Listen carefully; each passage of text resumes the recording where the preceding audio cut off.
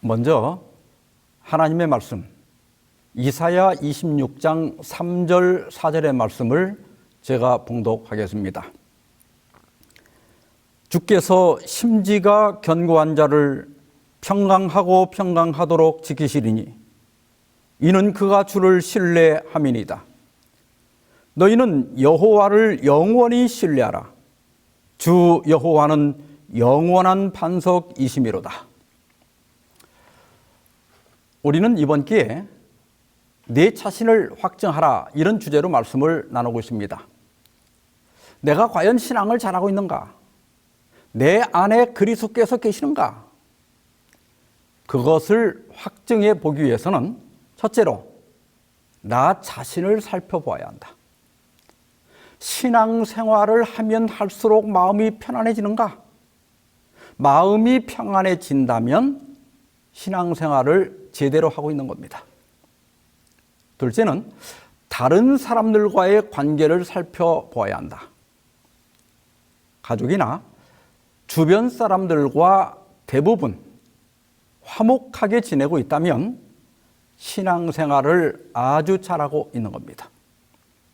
오늘은 세 번째로 하나님과의 관계를 살펴보는 시간입니다. 뉴스원이라고 하는 신문에 실린 기사인데요. 그 제목이 충성을 다 바친 주인에게 배신당한 진돗개 진돌이 이렇게 되어 있습니다. 어떤 사람이 보리라는 이름을 가진 진돗개를 기르고 있었다고 합니다. 그런데 며칠 출장을 가게 되어서 개를 위탁소에 맡겼는데 출장을 다녀와서 찾으러 가보니까 개가 도망을 가가지고 찾을 수가 없다는 거예요. 그래서 현수막도 걸고 또 전단지도 뿌리고 하면서 그 보리를 찾으러 사방을 돌아다녔습니다. 며칠 후에 보리를 닮은 개가 돌아다니는 것을 봤다는 제보가 들어와서 가보니까 진돌이라고 하는 다른 개였습니다. 동네 사람들 이야기를 들어보니까 원래 주인이 진돌이를 개장수한테 팔았는데 그 개가 도망을 쳐가지고 저렇게 떠돌아다니고 있다는 겁니다.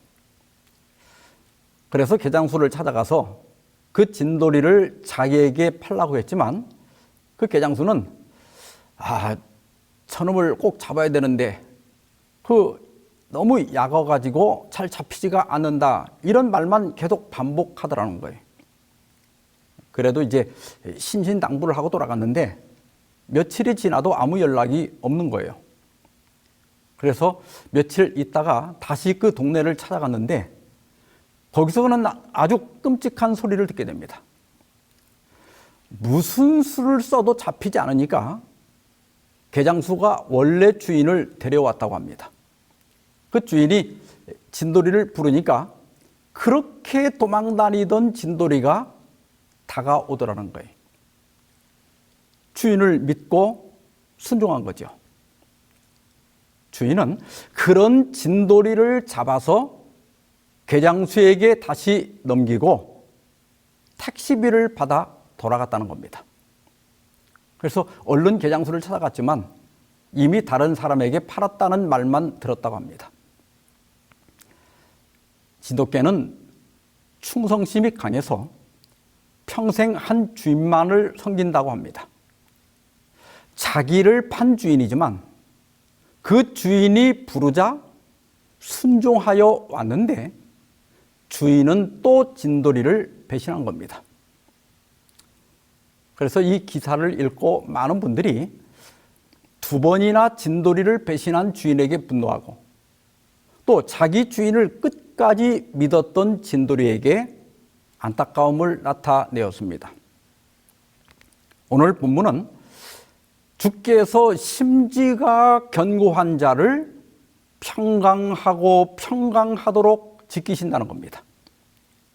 여기 심지는 마음 심자의 뜻지자입니다.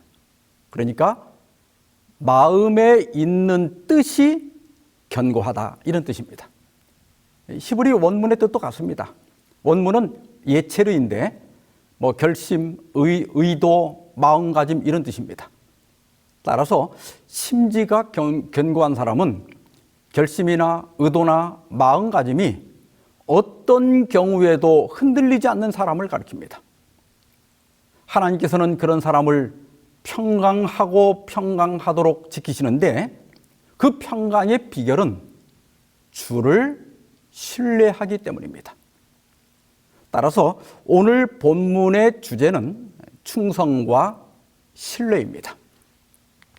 먼저 심지가 견고한 사람에 대해서 생각해 보겠습니다. 존 버년의 철로 역정 읽어보셨나요? 엘렌 화이트도 이 책을 제가 알기로는 한 4번 정도 언급한 것으로 알고 있습니다. 철로 역정은 장차 멸망할 도시를 떠나 천국으로 여행하는 한 크리스천의 이야기입니다. 크리스천은 도중에 소망이라고 하는 사람을 만나서 같이 가다가 그 앞서가던 사심이라고 하는 사람을 만나게 됩니다. 사심이라는 말 우리 잘 쓰잖아요. 사심이 있다. 자기 욕심을 채우려는 마음을 의미합니다. 이 사심이라고 하는 사람은 동네 이름이 좀 이상해요. 감언이설이라고 하는 부유한 도시에 사는 사람인데 그 사람도 역시 천국을 향해 가는 중이었습니다.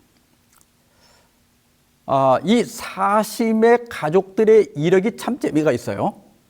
그의 증조 할아버지는 이쪽을 보고 저쪽을 노저어 많은 돈을 모은 사람입니다. 그리고 이 사심의 아내는 감원 이설씨의 명문가 후손인데 속임수 마님의 딸입니다. 이름이 속임수예요. 크리스천이 그의 친척들에 대해서 묻자 이 사심은 우리 친척 중에 변절경이라는 사람이 있고 또 기회주의 경도 있고 감언이설 경도 있다고 자랑스럽게 소개를 합니다. 특히 감언이설경은 아주 유명한 사람이라서 그의 이름을 따서 그 도시 이름이 지어졌다는 겁니다. 그리고 또 다른 친척들은 능글능글씨, 양다리씨, 무관심씨 이런 사람들이 있고요. 또 그 교구의 목사는 두 혓바닥씨인데 그분이 자기 외삼촌이라고 자랑을 합니다. 이 두 혓바닥 목사는 어떤 책에서는 속임수씨라고 번역을 했습니다. 이 감언이설씨의 종교관은요, 신실한 그리스도인들과 좀 다른데요. 사심은 그건 아주 사소한 것이라고 하면서 이렇게 말합니다. 첫째, 시대적인 사조와 흐름에 결코 역행하려는 법이 없으며, 둘째, 종교가 순탄한 길을 가며 명예롭게 빛날 때에는 늘 열심히 종교를 믿고 또 태양이 거리를 밝게 비추는 화창한 날에 사람들이 종교를 찬양하고 갈채를 보낼 때는 기꺼이 하나님과 함께 동행하기를 원합니다. 지금도 많은 그리스도인들이 천국을 향해 가면서 이 감언이설씨의 종교관을 가진 사람들이 있습니다. 동네 이름이 뭐예요? 감언이설 아닙니까? 세상이 다 그러는데 나만 안 그런다고 뭐가 달라지나? 그거 적당히 해. 너무 그 원칙하니까 우리 교회가 까다롭다는 말을 듣는 거야. 그거 너무 고지식하게 살지 말고 적당히 즐기면서 살아. 이런 종교관이 예수께서 경고하신 멸망으로 인도하는 넓고 편한 길입니다. 이런 교회의 두 혓바닥 목사가 자주 하는 설교는요, 데살로니가전서 5장 3절에 평안하다, 안전하다, 적당히 하라입니다. 그래서 크리스천은 사심에게 이렇게 권고합니다. 만일 당신이 우리와 함께 가고자 하신다면 당신의 뜻과 맞지 않을지라도 시대 사조와 경향을 거슬러 올라가야 합니다. 또한 당신은 종교가 비단 옷을 입고 있을 때와 마찬가지로 누더기를 걸치고 있을 때라도 변함없이 믿고 따라야 하며, 주님께서 갈채와 환호를 받으며 거리를 걸어가실 때나 쇠고랑을 차고 경멸의 대상이 될 때나 변함없이 굳게 주님을 의지하고 믿어야 합니다. 이것이 바로 심지가 견고한 사람의 모습입니다. 그리고 이 길이 예수께서 말씀하신 생명으로 인도하는 좁은 길입니다. 우리는 성경에서 가문이설 신앙을 따라간 사람들을 만날 수 있습니다. 젊은 부자 관원은 예수께서 내 있는 것을 다 팔아 가난한 자들을 주라고 말씀하실 때 그는 재물이 많은 고로 예수님을 떠나갔습니다. 또 대만은 한때 바울의 동역자였지만은 그러나 바울이 옥에 갇히고 고난을 당하는 것을 보자 바울을 버리고 떠나갔습니다. 바울은 데마가 그리스도를 위한 고난보다는 세상의 안락과 쾌락을 더 사랑했다고 말했습니다.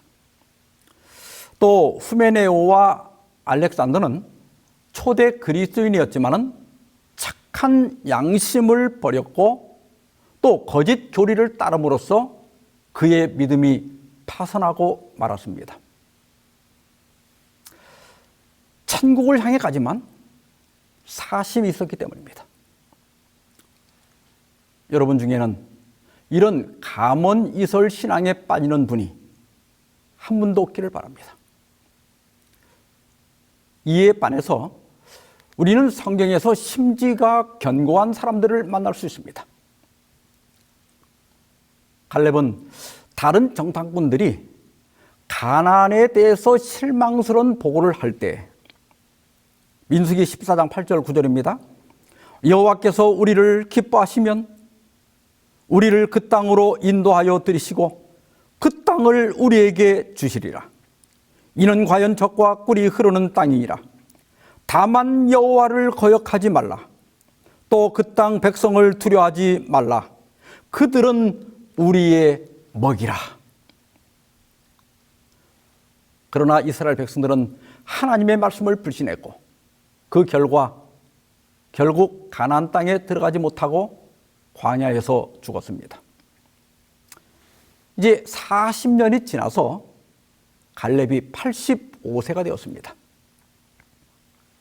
가나안 땅을 분배할 때 갈렙은 출애굽 세대로서 기득권이 있었지만은 이렇게 요구했습니다.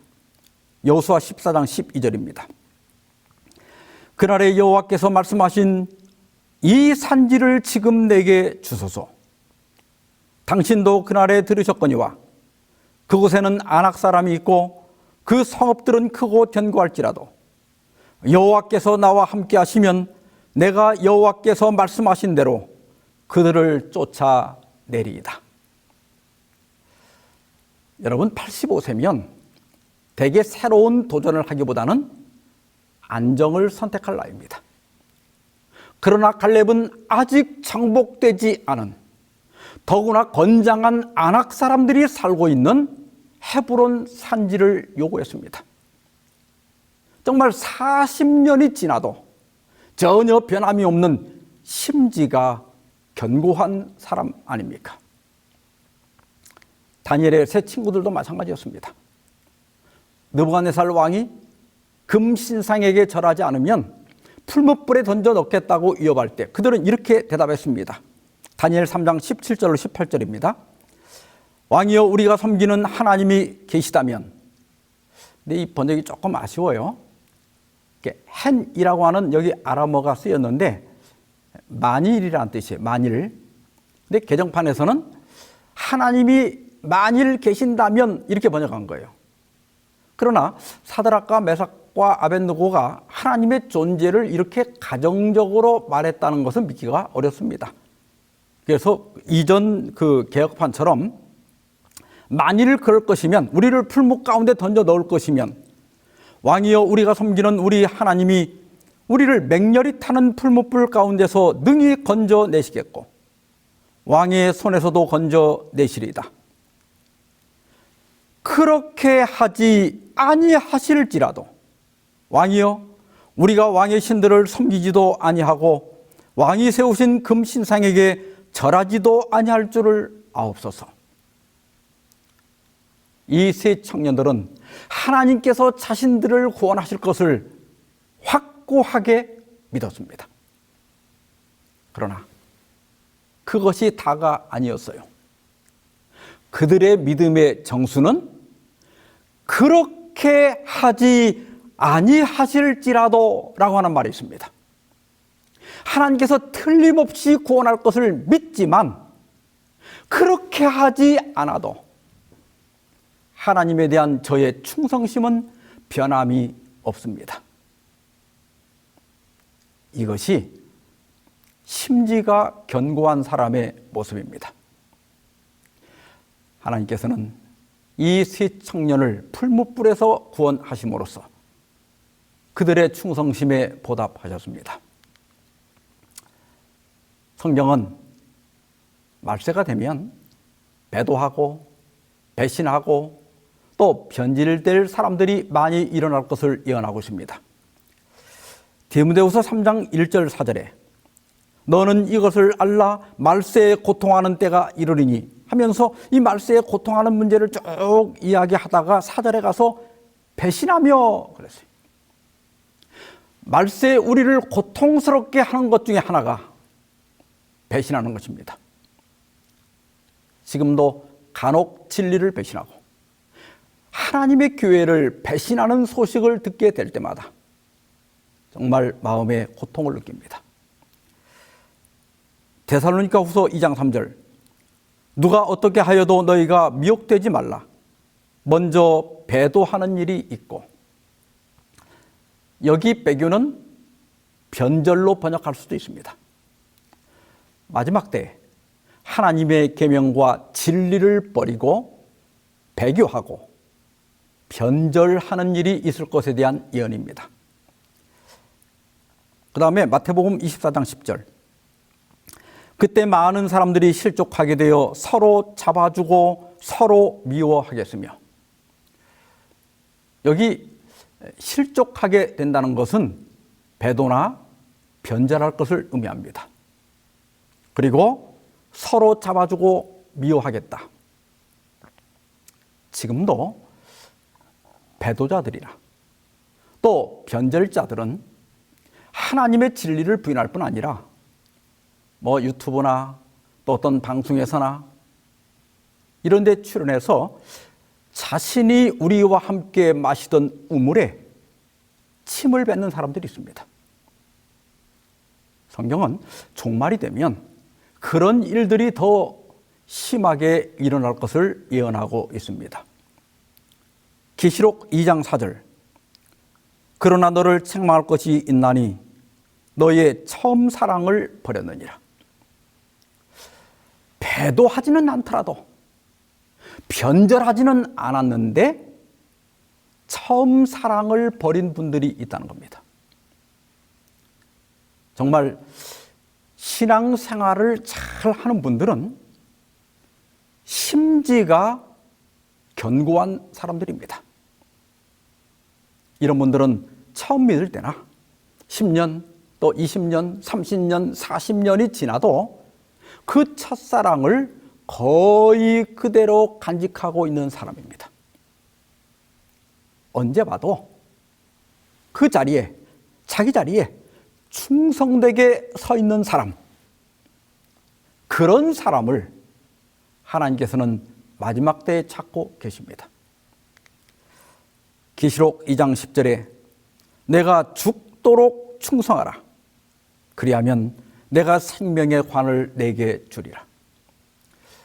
전에도 말씀드렸지만 여기 죽도록 충성하라는 말씀은 죽음을 포함해서 충성하라는 말씀이에요.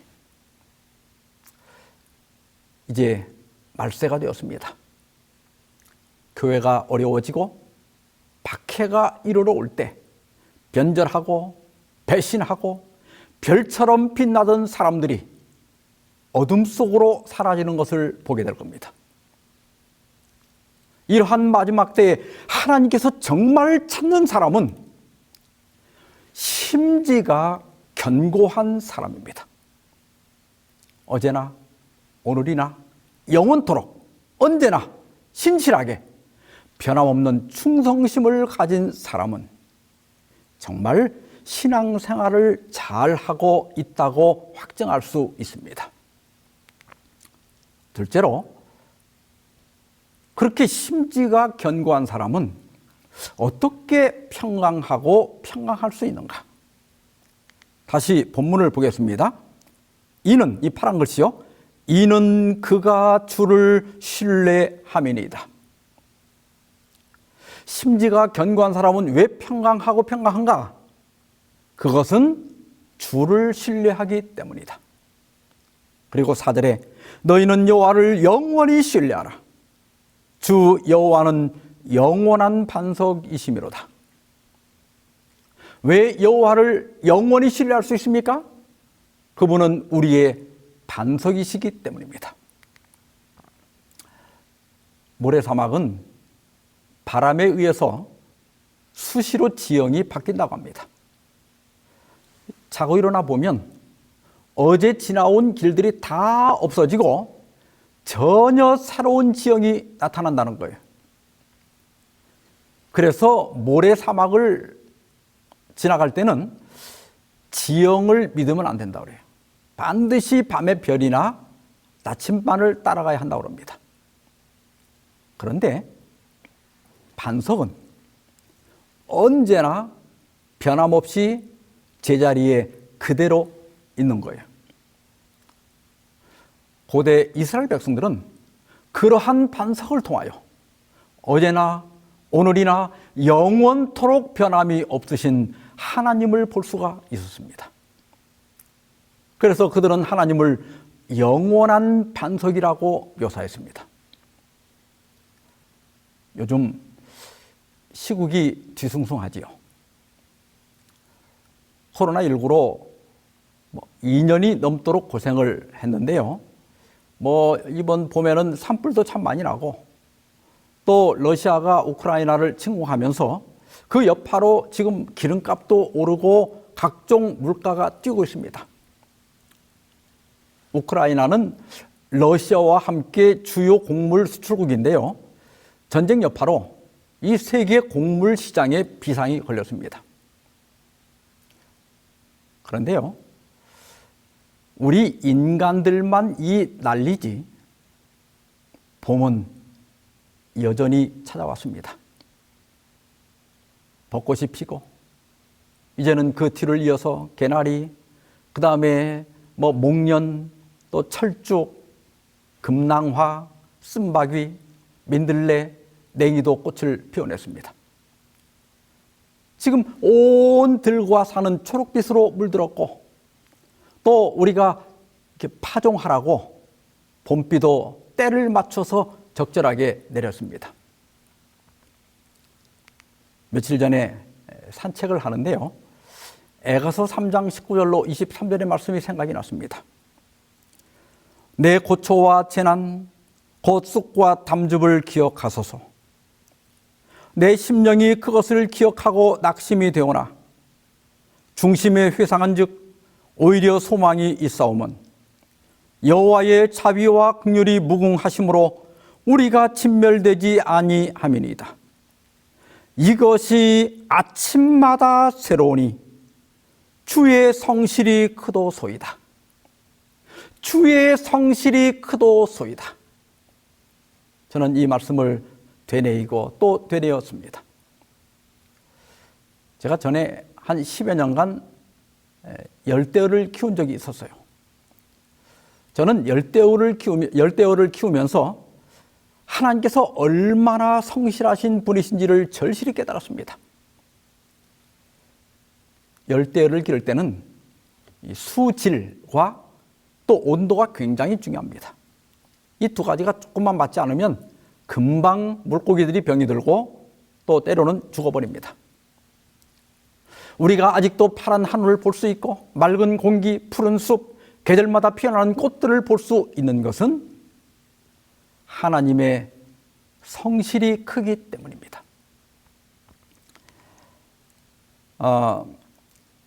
지난 2021년 1월 19일에 한 인터넷 사이트에 폭풍 속의 평화라고 하는 그림이 올라왔습니다. 이 그림을 그린 사람은 카트리나 케이스라고 하는 사람인데, 이분이 그 옆에 이렇게 설명을 붙여놨어요. 이 그림은 아버지를 위한 생일 선물이었고, 아버지는 이 그림을 기뻐하셨다. 아버지는 이 그림이 나를 울게 했다고 말했다. 이 그림은 폭풍 속에서 바다새가 새끼를 보호하고 있는 것을 보여준다. 위에서는 한 줄기 희망의 빛이 비치고 있다.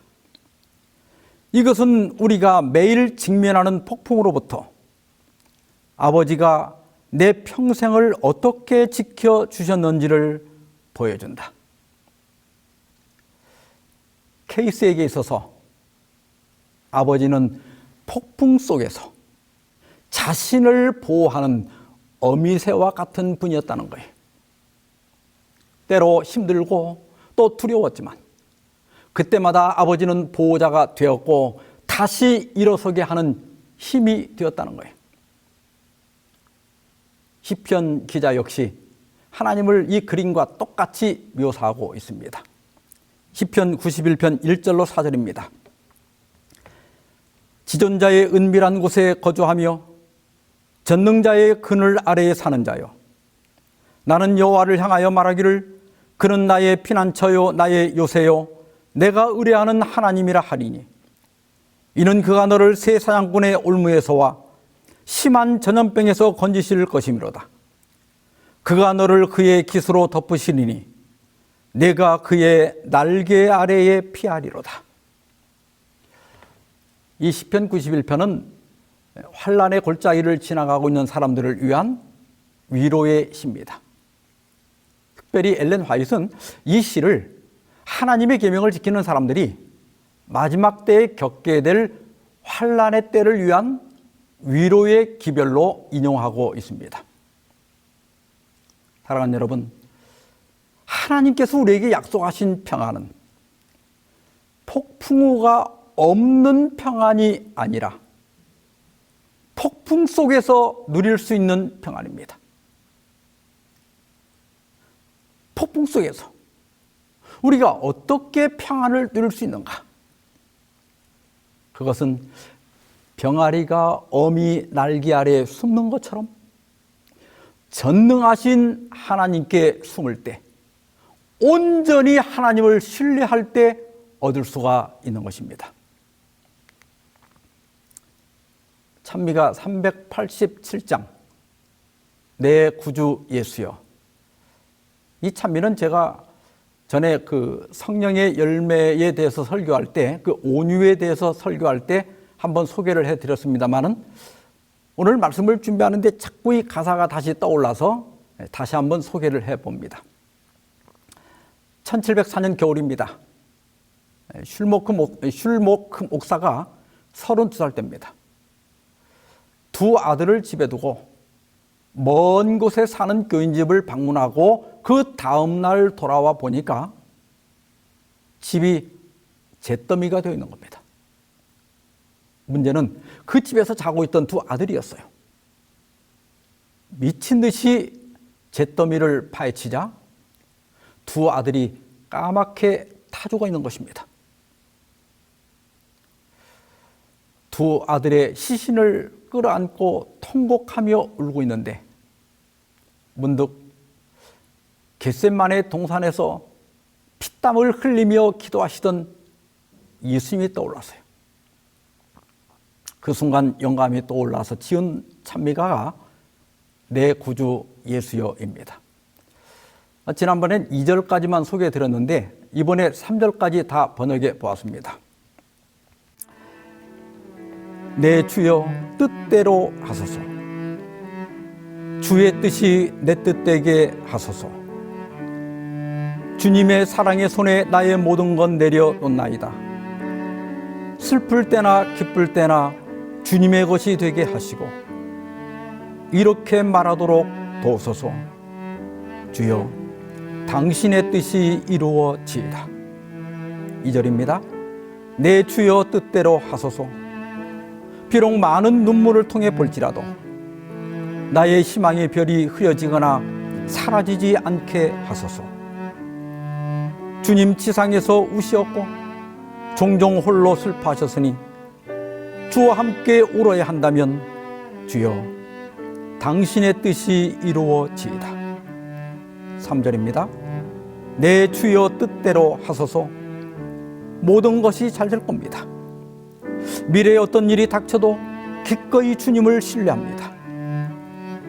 저 천국 안식처로 나 고요히 향해 가면서 살든지 죽든지 찬송하리니 주여 당신의 뜻이 이루어지이다.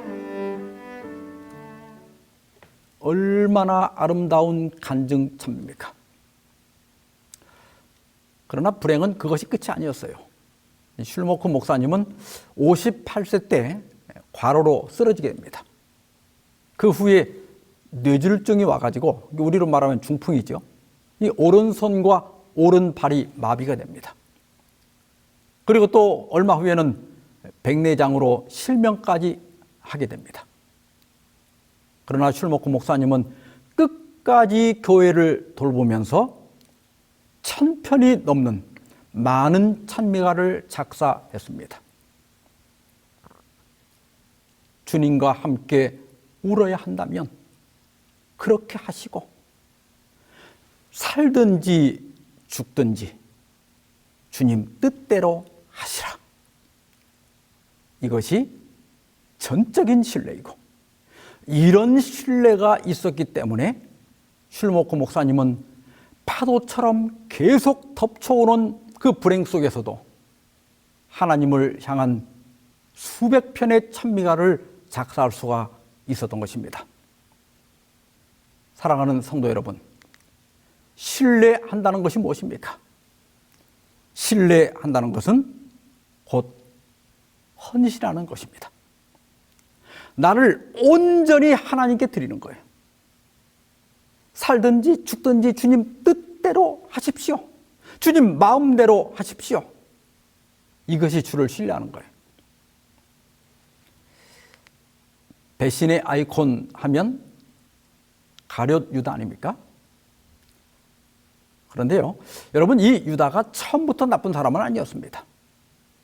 그는 예수님의 가르침에 매료되었고 자원해서 예수님의 제자가 되었습니다. 유다는 재물을 맡길 만큼 유능한 사람이었습니다.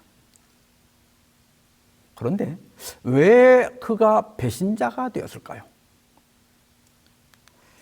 시대소망 717페이지에 보면 유다는 크신 하나님을 사랑하였으며 그분과 함께 있기를 간절히 사모했다. 그는 자기의 품성과 생애가 변화되기를 바랐고 자기 자신을 예수님과 연합함으로 그 같은 경험을 하고 싶어 했다. 좀 띄워서요. 그러나 유다는 자기 자신을 그리스도께 완전히 복종시키는 경지에 이르지 않았다. 그는 세속적인 야망과 돈에 대한 사랑을 포기하지 않았다. 또 조금 건너뛰겠습니다. 저항하지 않고 정복하지 않은 부패의 요소들은 사람들로 사탄의 유혹에 빠지게 하며 영혼을 사탄의 뜻에 복종하게 한다. 유다도 지금 우리와 다르지 않았습니다. 그도 예수님을 사랑했고 그분을 따르기를 원했고 자신이 변화되기를 진심으로 바랬습니다. 그런데 왜 실패했는가? 두 마음을 품었기 때문입니다. 그는 예수님을 진심으로 사랑했지만 그러나 세속적인 야망과 돈도 진심으로 사랑했습니다. 예수님을 온전히 따르려면 그런 것들을 포기해야 했지만은 유다는 포기하지 않았습니다. 이것이 유다의 실패의 원인이었습니다. 저항하지 않고 정복하지 않은 부패의 요소들은 사람들로 사탄의 유혹에 빠지게 하며 영혼을 사탄의 뜻에 복종하게 한다. 그래서 우리는 죄에 대해 또 세속에 대해 강력히 저항해야 하고 또 나쁜 습관과 변화되지 못한 성질을 반드시 정복해야 합니다. 예수께서는 종말에 대해 말씀하시면서 누가복음 17장 32절 롯의 처를 기억하라고 말씀하셨습니다. 롯의 처가 어떻게 했죠? 창세기 19장 24절로 26절에 보면 소돔에서 도망하면서 뒤를 돌아왔기 때문에 소금 기둥이 되고 말았습니다. 성경 주석은 이렇게 주석하고 있습니다. 롯의 처는 자신의 집과 소유와 일부 자녀들이 있는 성읍을 되돌아보았다. 그녀는 그것들을 포기하기를 거부했다. 그녀의 완고한 심령을 기억함으로써 구원받기는 원하나 절반 정도로 만족하는 자, 세상을 저버린 듯 보이나 그 심령은 여전히 세상에 속한 자들에게 끊임없는 경고가 바래져 왔다. 마지막까지 견디지 못하고 그들은 구원받을 수 없게 된다. 롯의 처를 생각하라는 우리 주의 엄중한 훈계를 잊지 않는 것이 좋다. 구원받기는 원하나 절반 정도로 만족하고 세상을 저버린 듯 보이나 그 심령은 여전히 세상에 속해 있는 것이 롯의 처가 멸망당한 결정적인 원인이었고 유다도 동일한 이유로 배신자가 되었습니다.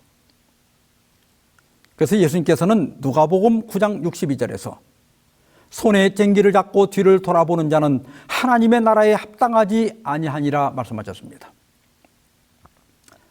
이 말씀은 기원전 8세기 헬라 시인인 헤시오도스의 밭고랑을 곧게 쟁기질할 사람은 주변을 돌아보지 말아야 한다. 이 말을 인용한 거예요.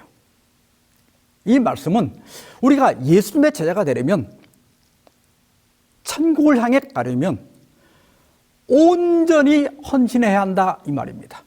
옆에 바라보지 말고 오직 예수님만 바라봐야 한다. 오직 천국만 바라봐야 한다 이 말입니다. 그래서 야고보서 4장 8절에 두 마음을 품은 자들아 마음을 성결하게 하라 이렇게 권고하고 있습니다. 여기 마음을 성결하게 하라는 것은 한 마음을 가지라는 거예요. 그리스도의 제자가 되려면 모든 것을 버리고 전심으로 예수를 쫓아야 한다. 그래서 신뢰는 헌신하는 것이다. 이러한 전적인 헌신이 있어야 심지가 견고하게 되는 것입니다. 이렇게 심지가 견고한 사람을 하나님은 평강하고 평강하도록 지키신다. 왜냐하면 하나님을 전적으로 믿고 신뢰하는 사람은 더 이상 두려워할 것이 없기 때문입니다. 우리는 3번에 걸쳐서 내 믿음을 확증하라는 주제로 말씀을 나누었습니다. 자, 이제 정리해 봅시다. 내 안에 그리스도가 계시는가? 내가 정말 신앙생활을 잘하고 있는가? 그것을 확증하려면 첫째, 나 자신을 살피라. 신앙생활을 하면 할수록 마음이 평안해진다면 신앙을 잘하고 있는 것이다. 둘째는 주변 사람들과의 관계를 살피라. 주변 사람들과 웬만하면 다투지 않고 화목하게 잘 지내고 있다면 신앙을 잘 하고 있는 것이다. 셋째는 하나님과의 관계를 살피라. 하나님을 전적으로 신뢰하고 심지가 견고하다면 신앙생활을 잘 하는 것이다. 사도 바울은 빌립보서 4장 6절로 7절에서 이렇게 권고합니다. 아무것도 염려하지 말고 다만 모든 일에 기도와 간구로 너희 구할 것을 감사함으로 하나님께 아뢰라. 그리하면 모든 지각에 뛰어난 하나님의 평강이 그리스도 예수 안에서 너희 마음과 생각을 지키시리라. 염려하는 대신 뭐 하라고요? 기도하라. 여러분, 기도한다는 게 무슨 뜻이에요? 내 모든 염려를 하나님께 맡긴다는 뜻입니다. 우리 기독교는 맡기는 종교입니다.